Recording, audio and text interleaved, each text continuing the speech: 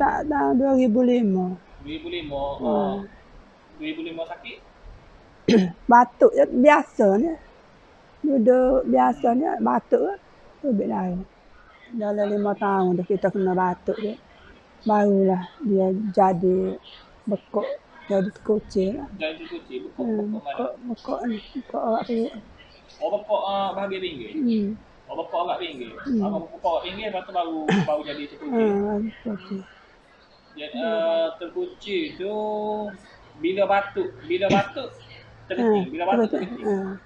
Boleh jumpa ubat tu. Nak pakai pempoh. Pakai pempoh. Sebab terkucing banyak lagi. Dah. Jadi letih lah kita nak bangun acak-acaknya. Oh, nak bangun pergi. Jadi kita dah batuk ya itu bik kan.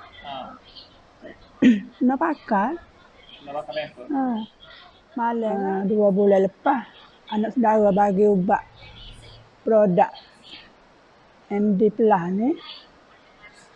Mak cik cuba. Alhamdulillah lah. Sekarang ni hari pertama tu dah berubah kecing tu kurang. Sebelum makan ubat ni 5 kali bangun kecing malam. Bangun malam. Malam pertama tu jadi kurang. Bangun 3 kali. Lepas tu makan hari kedua tu beza lain sikit. Hari ketiga tu sekali. Yang bagusnya dah letih. Tak letih. Kita buat kerja atas rumah lah. Buat kerja luar tak dah. Jadi tak letih lah. Boleh. Batuk dia segi batuk pula.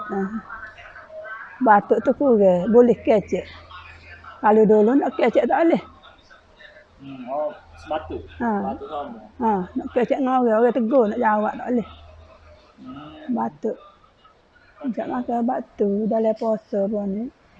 Awal puasa darah padat lagi dah. Oh, jadi sejak makan produk ni last sekali batuk darah bulan puasa hari tu. Awal puasa. Bulan puasa hari tu sebulan lepas. Yalah. Rasa bersyukurlah. Jumpa obat. Dah lama dah.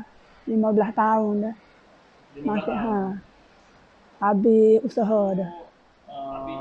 Masuk wak berapa kali? Dari masa 15 tahun ni masuk wak berapa kali? Banyak. Sejak sakit ni tak ingat lah nak bilang 10 kali lebih lah. Pada pesakit di luar sana tu cobalah ubat produk ni. InsyaAllah mudah-mudahan